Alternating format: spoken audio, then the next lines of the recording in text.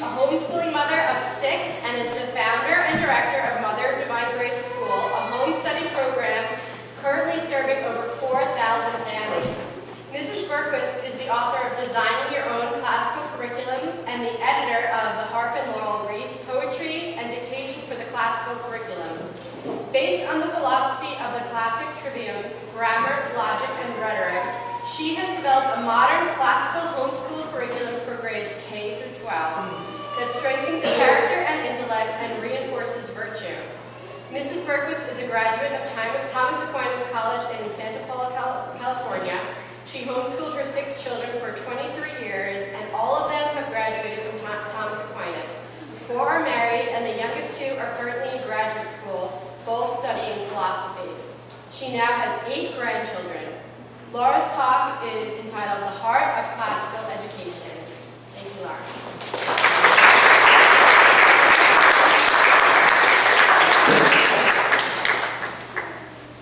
Thank you very much. Can you hear me? I'm very happy to be here again. I was here in 2010, and I enjoyed meeting all of you. Those of you I met. I enjoyed meeting you today. I'm happy to be here. I talked in 2010 about classical education, and I'm happy to do that again because I think Catholic classical education is the hope of the world. Father Festio says that what the monasteries were to the Middle Ages, our home schools are to our modern age, and I couldn't agree with him more. Today I want to talk to you about the heart of classical education. Now, that can be taken in various ways, right? Heart. It could mean what is formal, that is, the thing that makes it be what it is. Our souls are our forms, okay? So we could, when we're talking about the heart of classical education, we want to talk about what's formal in classical education. We could talk about what is essential, as in most central. So when I say that prayer is central to the life of the Catholic, that's a sense of the heart, right? It's essential to it. Or I could be talking about what the education moves us toward. So when we say, I have a heart for helping students, right? That's a sense of what I want to move toward, what the education moves me toward. So I want to talk about all those things with respect to classical education. So first, an overview of what I really want to communicate to you. I love Catholic classical education. I enjoy it. The most fun I've had in my life is teaching my children this stuff. And I really want to communicate that to you. Classical education provides both information and formation. So the former, that is the specific information, is what we usually regard as formal in the education, which, like I said, is in one sense the heart of classical education. But the latter, what I'm formation, is primarily about developing habits of thought that make it possible to use the information rightly.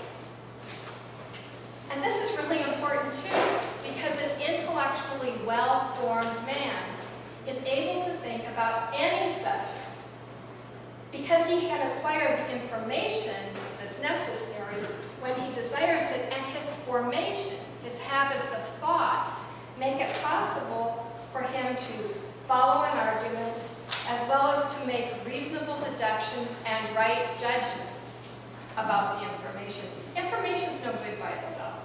You know, information is just all neutral, right? You've got a lot of information. You have to be able to order the information, and you have to be able to make right judgments about the information. So that's what we're aiming for our children. So in another way, this is the heart of classical education in the sense of what's essential to it. That ability to get the information, but then to use the information well. But there is an even greater end to which the education is ordered, and that is the knowledge of God. And in the most important sense, that's the heart of classical education. So, before I go on to talk about those aspects in more detail, I just want to tell you a little bit about my background. Aristotle says when somebody's speaking, they have to make the audience think it's reasonable to listen to this person. so I thought I would say something about why I can't listen to what I have to say. So I am a member of the first graduating class of Thomas Aquinas College. Thomas Aquinas College, in case any of you don't know, is a unique top-tier program of classical education where the students read only original texts, all classes are discussion classes, and the full classical curriculum, that is the trivium, the quadrivium, the sciences, to which they're ordered. And by science here, we don't mean experimental sciences, like biology or physics. We mean science in the sense of knowledge, from the Latin scientia, meaning to know, right? So the things about which you can have universal and unchanging knowledge, so those sciences. And then to natural theology, metaphysics, and ultimately to sacred theology.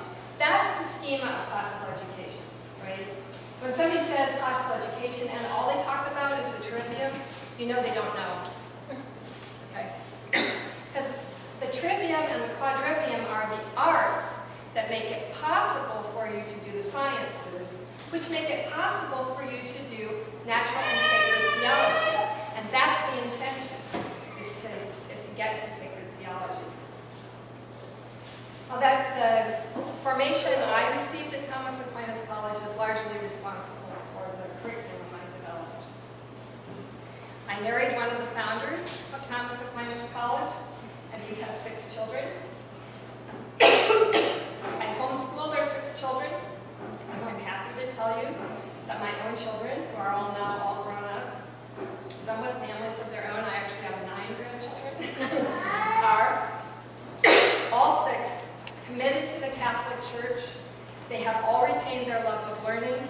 They are all involved in ongoing education at some level. So I think that's very successful. I'm very happy.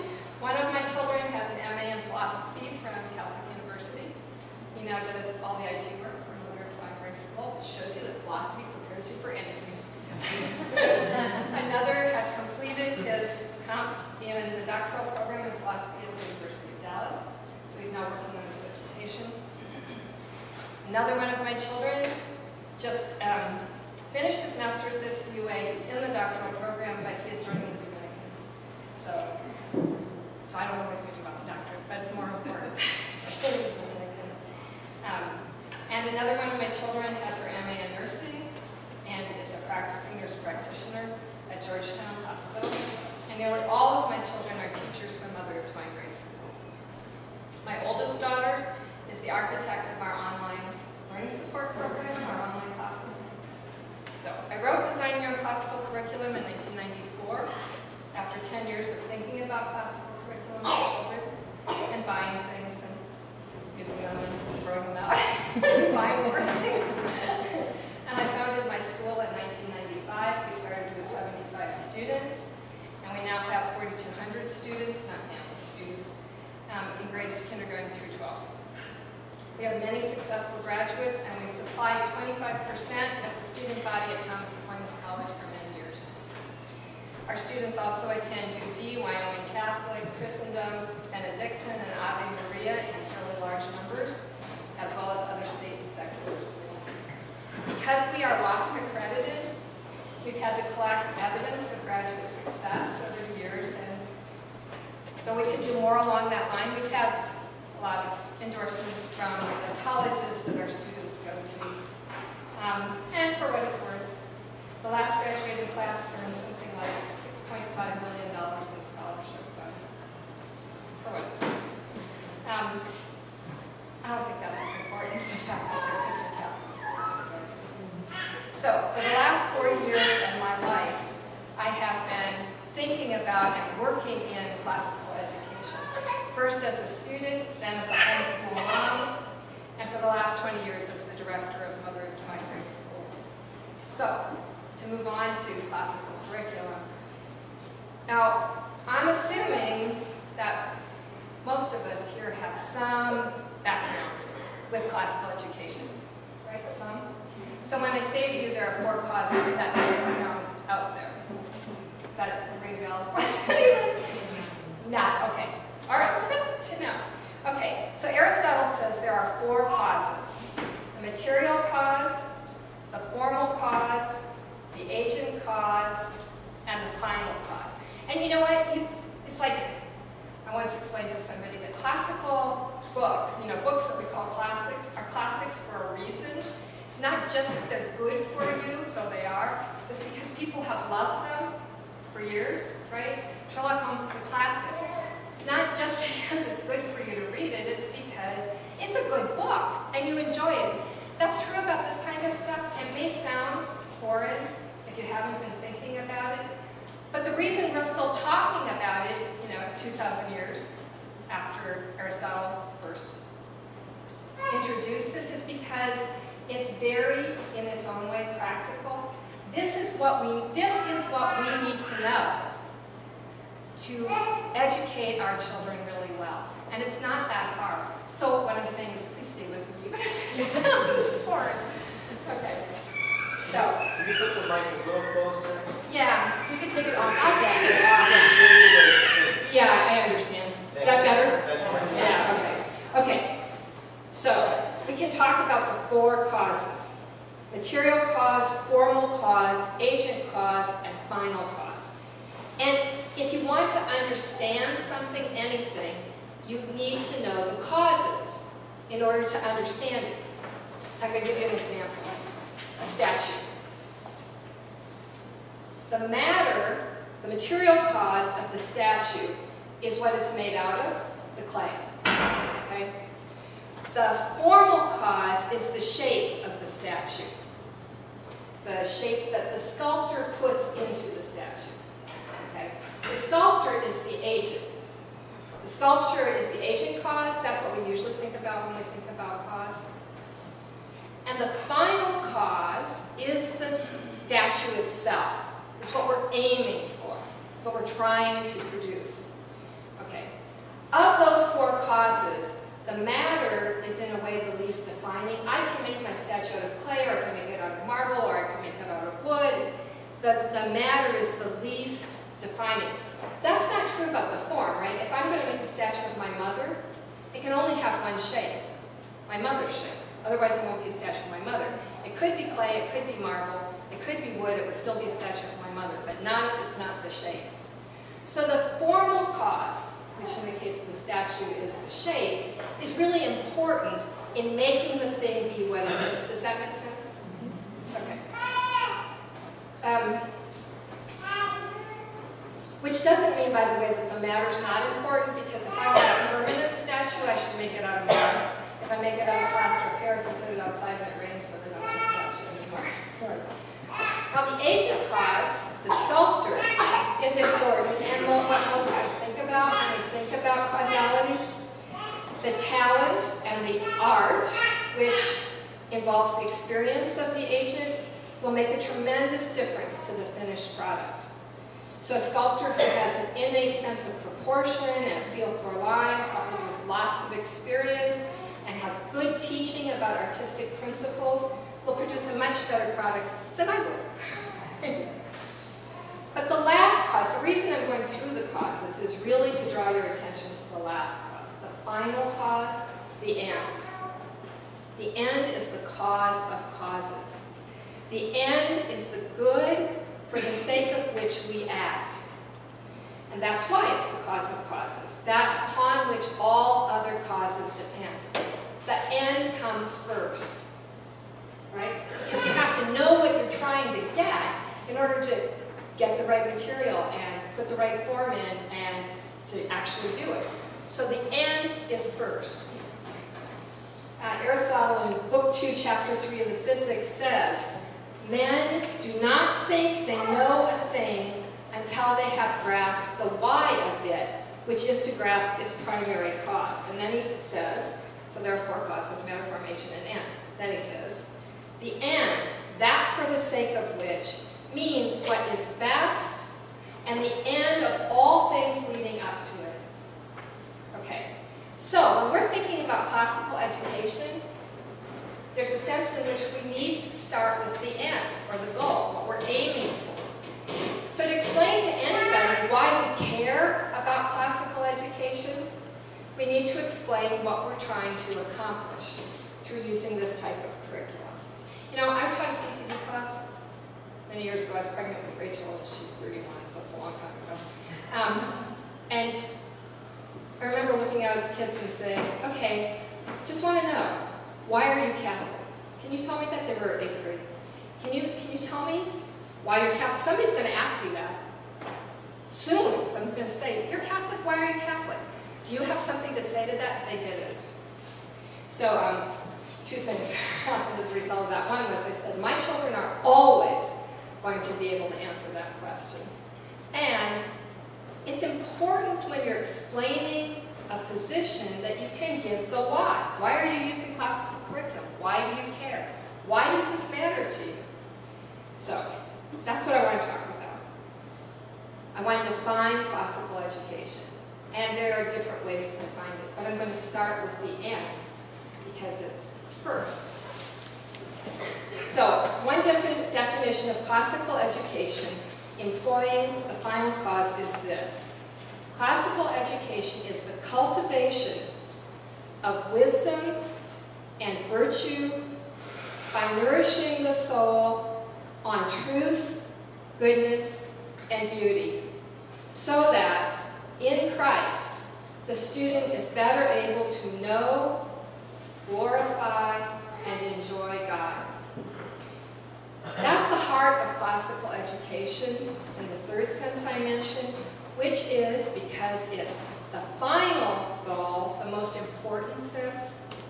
To help us understand that, we need to know that one of the reasons classical education makes us more able to know, glorify, and enjoy God is because knowledge as such perfects us. It makes us more like God, right? We're made in God's image and likeness. How are we made in God's image and likeness? Because we can know and will. God knows and wills. He made us in His image and likeness. We can know and will. We're more perfectly in His image and likeness when we are not only able to know and will, but when we are actually knowing and willing, right? We're perfecting that power. And similarly, we are more like God when we are not only actually knowing and willing, but when we are knowing and willing Him, right? God sees all things through Himself. He is His own first object of knowledge. So when we are knowing God, we are more like Him, more perfectly in His image. So all knowledge makes us more perfectly like God, more perfectly in the image of God. But when that knowledge is the knowledge of Him, it is most perfect. Does that make sense? Okay. And say, if you want to look it up, question 93 of the Prima Pars, Articles 1 and 4, particularly, the Summa. Everybody should have a Summa around there. Just check things out. Okay. So, since the end of anything is defined as that to which it is ordered, to which it tends, we see that our end is God Himself, right? That's what we're ordered to. Whom we will possess in glory in the beatific vision, where we will know as we are known, instead of through glass darkly as we do now. We will see God face to face and love Him as fully as we are capable of doing. And then we will have true wisdom, because we will see as God sees, which is what wisdom is. So, that's the end to which we are ordered by our nature, right? To see God face to face. That's what we're ordered to. And the end of classical education is sacred theology, is to know God. So the end of classical education is intentionally identical with the end of man according according to his nature. Pretty good, right? It's pretty exciting. So, classical education then, in a very real and direct way, prepares us for heaven and brings us as close as is possible to that here and now. That's a really good reason to use classical education. Now, to see this even more clearly, you need to know that classical education, looked at from the formal cause, which is the information I mentioned earlier, consists of, I already mentioned this, I'm going to do it again, the trivium, which is grammar, rhetoric, and logic. Those are the arts of the trivium.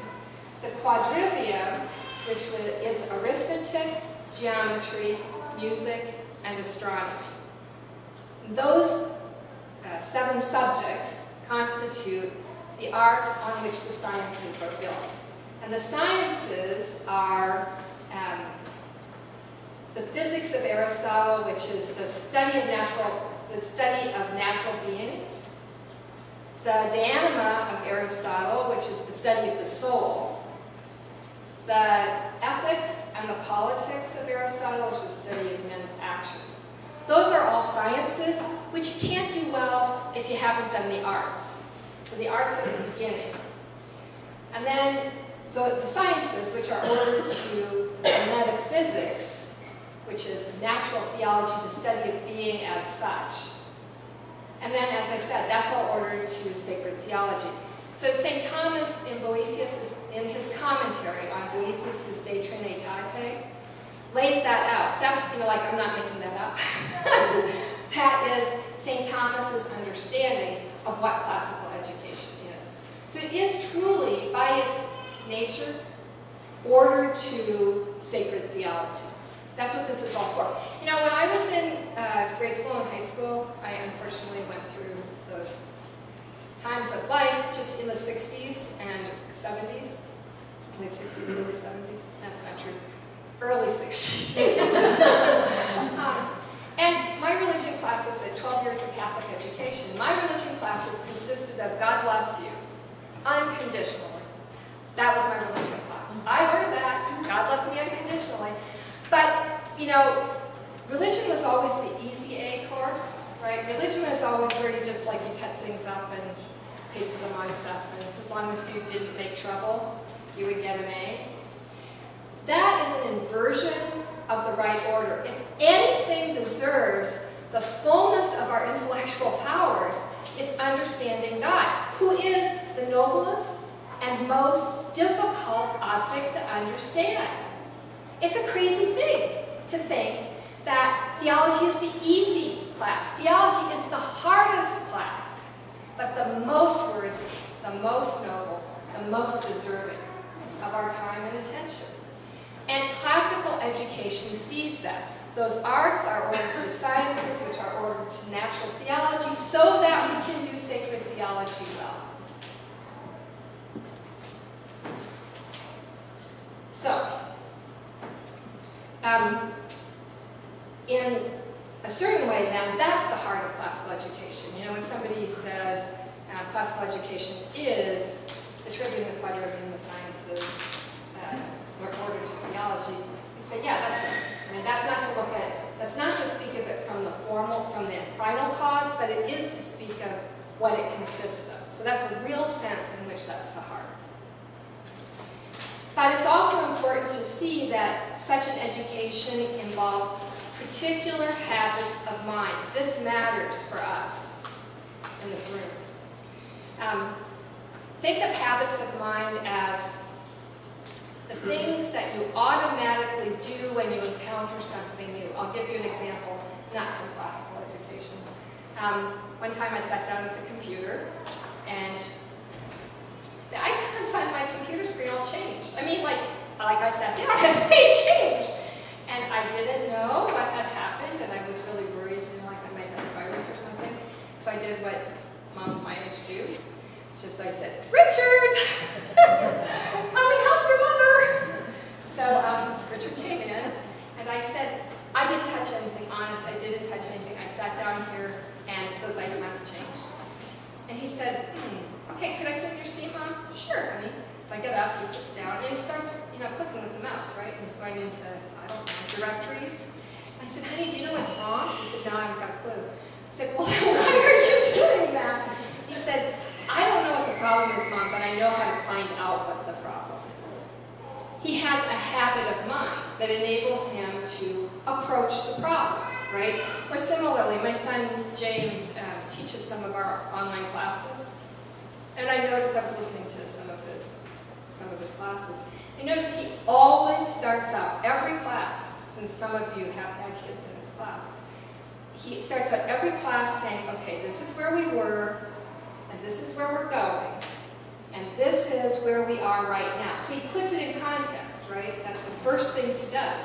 That's a habit of mine. It's because it's how he thinks about it. He thinks about what you already know about this, what you're trying to get to, and how this particular piece fits into that overall argument. That's a habit of mine. What this means, what this is about, habits of mind, is teaching our children how to think. All men think, right? According to nature, we all think. But thinking can be done well or badly, and one can be taught to do it well. And that's what we're trying to do with our children. Teach them how to think well. And in another way, I think that is the heart of classical education. Because I've been doing this long enough, I have students in many different positions, different places in the country. Just last week I was talking to a mom who has one of her kids is at Texas A&M, and she was saying to me that she's so grateful that through the homeschooling, using our program, her child learned how to think. Because he was taking a calculus class, and everybody was doing very badly. The teacher was by report not very good. Kids dropped out or failed. And he did well. And when she said, how come? He said, well, Mom, I had a book. He knew how to teach himself because he had learned through his homeschooling. Similarly, another one of my students is now working at Exxon, and when he came in, they gave him, I don't really know what he's doing. He has some job. But in order to do it, he was supposed to use a computer program to gather data. And he said to his mom, this is totally unwieldy. I mean, forgetting the information that they want me to get, this isn't working. And so she said, oh, well, that's too bad. What are you going to do? And he said, I'm going to design a different structure. So he got a book, and he read it. And he built a different, I don't know what, place to enter that information. And now his whole department is using this. And that's because he knew how to learn, right? He knew how to identify what needed to be done and how to go about making it happen. So to summarize then, the heart of classical education is threefold, which is a good number. It's the goal of the knowledge of God, first and foremost. It's the information or the doctrine that makes that knowledge possible. That's the trivium, quadrivium, sciences stuff. And it's the formation that gives one the tools to get that knowledge. Does that make sense? Okay. So, there's more to be said about classical education and its heart. Classical education is the education that all educated people in Western civilization once received, which is worth thinking about. It's an education that is ordered to teaching man how to think well about the highest and noblest objects. It uses the best part of a man, that faculty that distinguishes him from the lower animals, his mind, to think about the highest things, and in thinking about them become in some measure like them. Classical education allows one to order his life because it gives him the principles in the light of which such an ordering is possible. Classical education begins in wonder and ends in wisdom, which means it ends in an understanding of the causes of things. Further, classical education is properly called liberal education because it is an education that frees. Liberal comes from liberare, to free, and classical education makes man able to order his own life so he is in charge. He's free, he's not a slave, he's not following somebody, an instrument for someone else.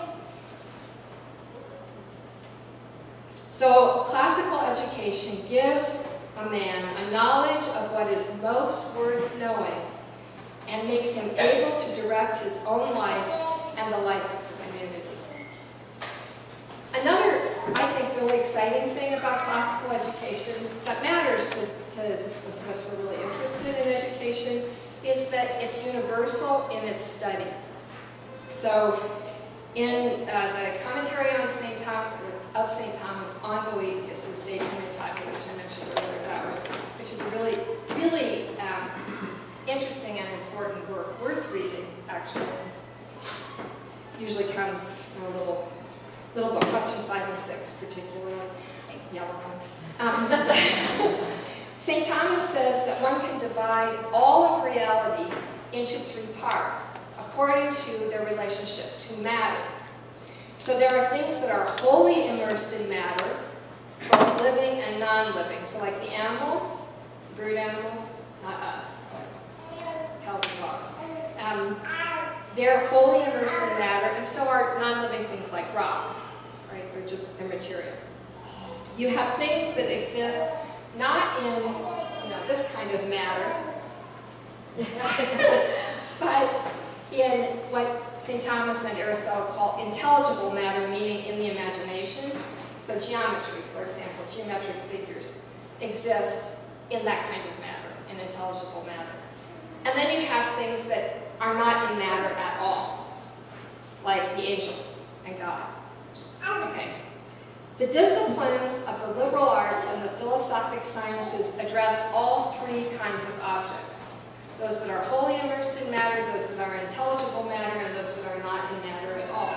So that means that the liberal arts and sciences address all the kinds of beings there are. It's universal in its study of reality. And I think that's really exciting. It's like those things where when you see the division, you see that that's the only division that's possible. So you really have hit everything there is. That's exciting. So, to sum up, classical education is ordered to knowing, glorifying, and enjoying God. It prepares us for heaven and brings us as close as is possible here. It has the same end identically as the end of all men, the knowledge of the very highest object of truth, God himself. It involves habits of mind, learning how to think and how to approach a subject. It involves learning how to order your life according to the most important principles. It's an education that begins in wonder and ends in wisdom, and an education that frees. And it is universal in its study of reality. That's a pretty good reason to be wanting to do classical education, right? No other education, no other type of curriculum can make those claims. This is it. This is the education that fits with our nature as men. In our home schools, we are able to do all of the disciplines of the classical curriculum, but we do them as is appropriate to our students' stages of formation. Right? You're not going to pull out St. Thomas with your 2nd grader. It won't work. If you tried to do that, you would lose them completely. My husband, who had been teaching in colleges for 25 years before we were married, knew that such an education requires the right preparation. So there's a tendency to think that the way to get better at anything is just to practice doing it. And, it's not unreasonable. If you want to skate well, practice skating. If you want to read well, practice reading, right? That's not unreasonable. But you can't practice these skills until certain other things are in place. If you can't keep your balance, you can't practice skating, right? If you can't code words, you can't practice reading. So, though it's true that the way to get better at something is to practice doing it, there has to be a foundation in place in order for that to happen. So, similarly with classical education, there are skills you have to develop before you can do classical education in its fullness well. We know it's not just a matter of starting with the classical subjects early enough. You have to prepare to do those disciplines. And to do that, you have to be clear about what the appropriate preliminary formation and content is. But sometimes people say to me, so then Laura, you're saying that we're not really doing classical education, and that is not true. It's not what I'm saying. Because all learning is cyclical, we learn first on an introductory level, and then we come back to the same objects at a deeper level. It's true about everything we learn. I think it's easiest to see in mathematics. In math, you know, what you do with your little children after they learn how to count is you teach them to add, subtract, multiply, and divide whole numbers. Right? And then they master that, and then they add, subtract, multiply, and divide fractions. And then they add, subtract, multiply, and divide decimals and percents. And eventually they get to adding, subtracting, multiplying, and dividing with respect to algebraic equations, and then trigonometric functions, and finally calculus. In fact, your entire study, your mathematical study, is devoted to uncovering the power in those four operations: addition, subtraction, multiplication, and division. So clearly, the process involves a deepening of an understanding that is first learned on a very simple level. We follow that same process in every field, including the liberal arts and sciences. So, what our young children do, if we've got straight where we're going, what we want to get to, are exercises that prepare their minds and hearts for the deepest level of natural and finally supernatural knowledge. So, in the earliest years, I know a lot of you have little kids. This is really important. I'm going to explain more fully why it's important if I have time, but it's really important. Good, okay. You want your students to strengthen and make docile their imagination. By that I mean their power of making images. And you do that by exercises that involve observation, memorization, and sequencing. The reason that's important, so I will go into it, but the reason it's important is because in order to think, you have to use images. And so the better able you are to command the right images and the more authentic, the more clearly those images are images of the outside world, the better you'll be able to think about them. So the ability to recall on command and to make images is absolutely essential to thinking well. And we can work on that with our little kids through memorization, observation, and sequencing. Now, you do that with a matter that also prepares their minds and hearts for the later deep truths. So, in our program, at this level, children make their acquaintance with salvation history, something they will study all their lives. So we have them listen to a Bible story, retell the Bible story, and then so in retelling it, they have to recall it, right? In order, so they have to sequence it. And then mom writes down the story, and then the child, and then the child draws a picture that represents the story, so he has to recall the story again in order to make a judgment about what picture to use. So there's a lot of the recalling, the using, developing the power of the imagination in that. They're also introduced to the good and the beautiful in many areas because that's a preparation for the true as such later on. Little children learn the basis of all arithmetic. They develop an acquaintance with geometric figures. They are exposed to great music. They study God's effects in nature, including in the heavens. Those are clearly the beginning of the arts of the quadrivium. arithmetic, geometry, music, and astronomy. They learn the basis of all language arts, reading and writing, which constitutes the beginning of the trivium. And that's interesting, right? Because the trivium, so remember, the trivium is grammar, rhetoric, and logic. The trivium, all of those arts have to do with speech in some way.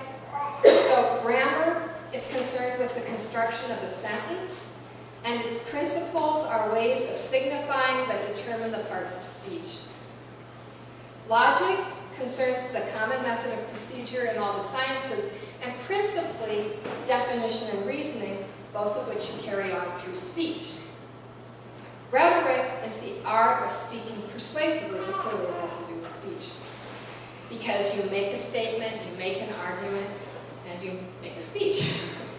So, in every curriculum, as a matter of fact, in every curriculum, we are working on perfecting these first connections with these arts that will lead to the sciences, that will lead to natural and sacred theology.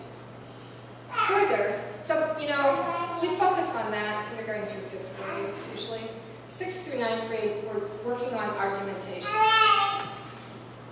So that eventually our children can use rhetoric in the service of the truly noble.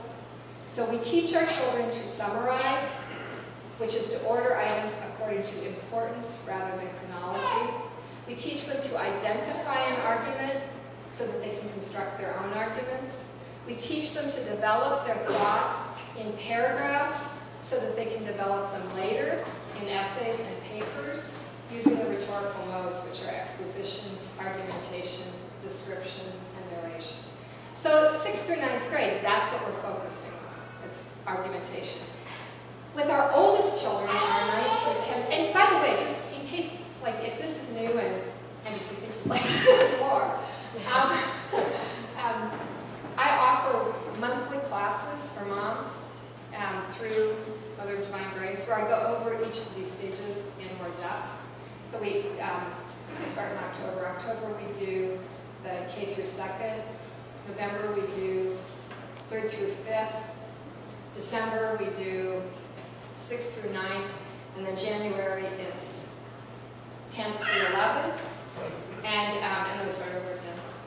And you don't have to be enrolled to do those classes, just if you're interested. So, in case. But this, for those of you who have high school students, this next part is really important. With our older children, we introduce the ends of rhetoric in their regular assignments. Again, this might be foreign language, but I'm telling you, I have learned, I teach high school students, and I have learned that if you want to engage your high school student, you need to frame your questions in terms of one of these ends. So, rhetoric is of 3 kinds: the political, the forensic, and the ceremonial. So the political is about whether the action taken is expedient or inexpedient. My kids always said smart or stupid. Was that a smart move or a stupid move? Was it smart of Creon to refuse to let Antigone marry her brother? Or was that a stupid political move? The forensic end is about whether an action done was just or unjust. And the ceremonial is about whether someone deserves praise or blame. So in my high school program, you will notice if you look at the assignments from 10th through 12th grade, every assignment is framed around one of those ends because high school students care. They care passionately about whether that was smart or stupid. They care passionately, even more passionately, about whether it was just or unjust. And they're really interested in whether this guy's a good guy or a bad guy, praiseworthy or blameworthy. So my experience with high school students is if you frame your questions around those rhetorical ends, you will engage them. We also prepare our students for the sciences in the sense of natural philosophy, ethics, politics, the Diana, through the reading they do of great literature, because philosophy requires experience, and children don't have experience. They gain experience through literature and history. So we have an emphasis on reading great literature and important history. And then the kids are ready to think about real philosophical issues. We introduce our children to the arguments of the Founding Fathers with regard to the nature of the Republic. This year I taught the Advanced American Government class for our 12th graders. It's really exciting. It's really exciting. We read St. Thomas on Law for the first 6 weeks, and then we read the Federalist and Anti-Federalist papers, and you know what the arguments were about the nature of the Republic, about the presidency, the Senate, if there was ever a time when we needed informed citizens, it's now, right? It's now. And so, you know, another thing, just in case you're interested, if you look at our website, we offer some summer classes. Again, you don't have to be enrolled. And one of those summer classes is citizenship.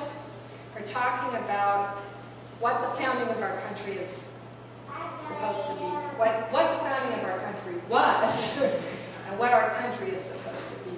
And I really recommend it. My son James, his doctoral thesis is on the ontological sources of natural law. He's talking about law, and he's leading that class. It is worth, I mean, it's really worth taking. Because we're in a crisis. And, you know, like God can do anything. I don't know what his plan is. But I know, like Mother Teresa, that you can only work one person at a time. So each of us works with our children, right? That's our responsibility. God gave them to us. He wants us to form them. But we need to be formed to do that. So homeschooling is wonderful. One of the best things about homeschooling is that you get to learn, but you need to take advantage of the opportunities. So anyway, so in our program, we introduce our children to those arguments of the Founding Fathers. That's the beginning of the study of the politics. And we have our children study natural science because I want them to see, I want them to understand how you come to know what the soul is. To know about the soul, you have to go from the outside in, right? So you learn about the soul from seeing the effects of the soul. So we study that in natural science. So for those of us who are aware of and who want the fullness of the classical curriculum, we will intentionally order the beginning, the foundation part of our curricula to that larger curriculum so that the fullness of classical education can be achieved as excellently as possible in the end. Now, it is true. I think, I rejoice whenever a child goes to Thomas Aquinas College because that's what classical education is done in its fullness. But if the kids do this program or this kind of program, then they will be well prepared for anything they should choose to go on because they know how to learn. Like my little person at Texas A&M. He's not doing classical education, but he's doing a good job. Now, as regards to the highest object of the classical curriculum, God himself, who is the end of natural and supernatural theology, we prepare our children for that knowledge from the moment they are born. We do that by the way we live, by the example we give them of fatherhood and of sacrificial love, and by the doctrine we teach them as soon as they are able to reason. And all of that is their first introduction to the greatest truths, to the object they will, with God's grace, contemplate in eternity. So, in our home schools, we teach our children how to think. We give them a content that's the foundation of the classical program in its fullness. And we are focused on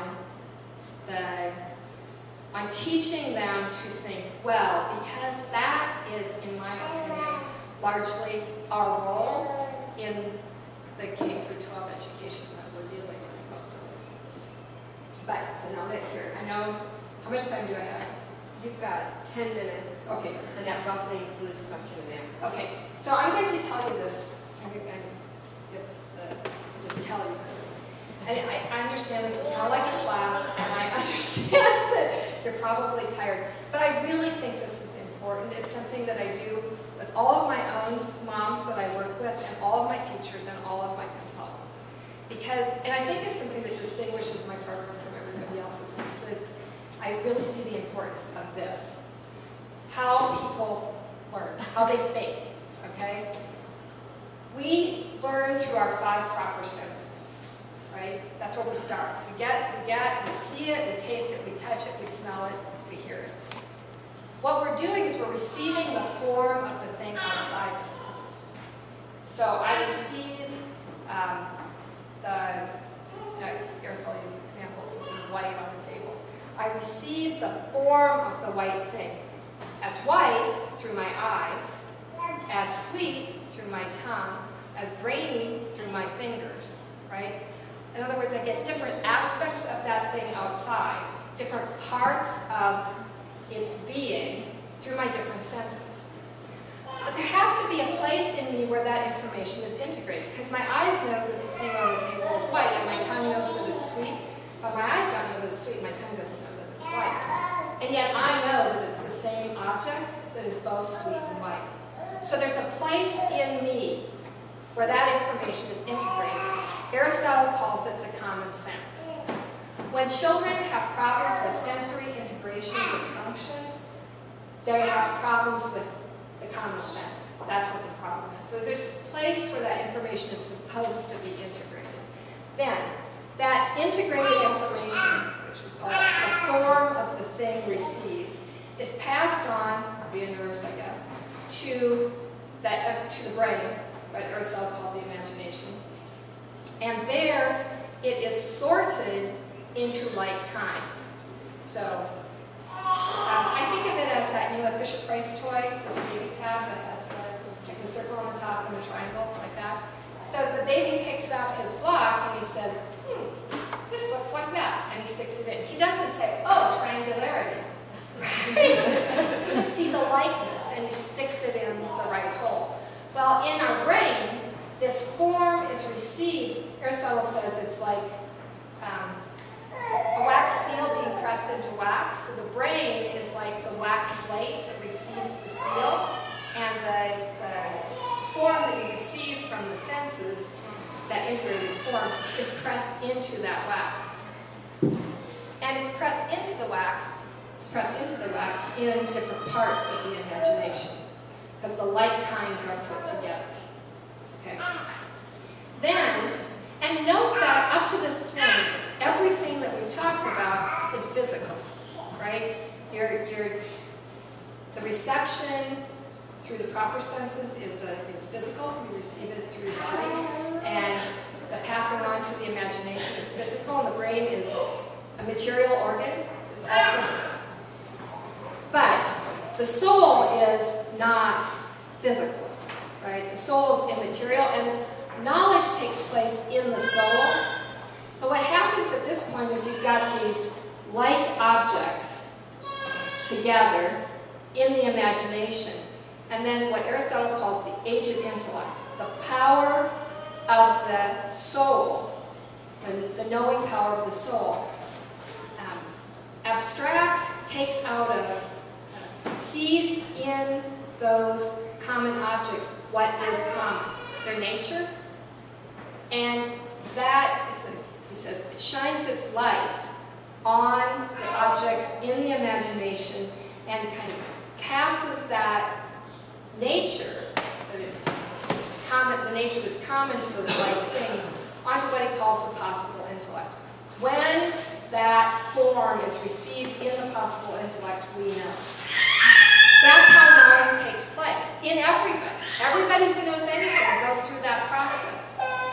The important thing about this is that there's not a lot you can do about the reception of the proper sense. There's some, right? Like if you can't see, you can get glasses. If you can't hear, you can get a hearing aid. But there's not a lot you can do about improving the reception in the proper sense. There's not a lot you can do about improving the common sense. Like I said, when you have sensory integration dysfunction, there are things you can do. You can use fast forward. There are exercises you can do, but it's hard. There's not a lot you can do about that. But the reception of that form in the wax of the imagination, there's a lot you can do about that.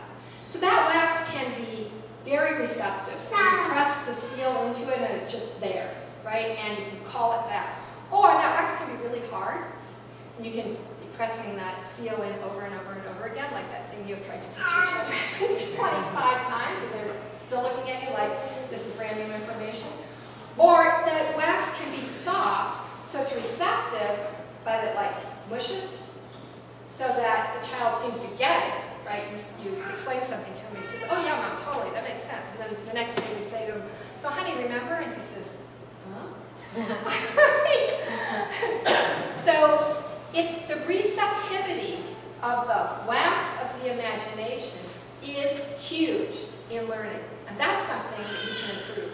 And you improve it by having your child do exercises that strengthen and perfect that receptivity. So the memorization, the observation, and the sequencing all exercise that power of the imagination and make that wax receptive.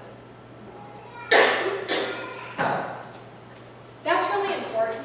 It's important because it helps you know what to emphasize in your program. I was telling one of the moms that busy mom is often inclined to like drop the retelling, drop the Bible stories or the saint stories or the Aesop's fables because it's more teacher intensive. But I have never found that once mom understands why she's doing that she won't stay with it. Once you see that this isn't just a nice way to get familiar with Aesop's fables, but it's actually a way to develop the intellectual habits necessary for thinking and to strengthen the power of the imagination to retain and faithfully reproduce images, which are necessary for thinking. Once you understand that, then you see the importance of it and you'll keep doing it. That's why I think it's important to explain. So, good. So, what I would say then is the heart of classical education is achieved by the threefold aspects of the right content, used the right way, and ordered to the right end, which is the knowledge of God. And thank you very much for listening to me.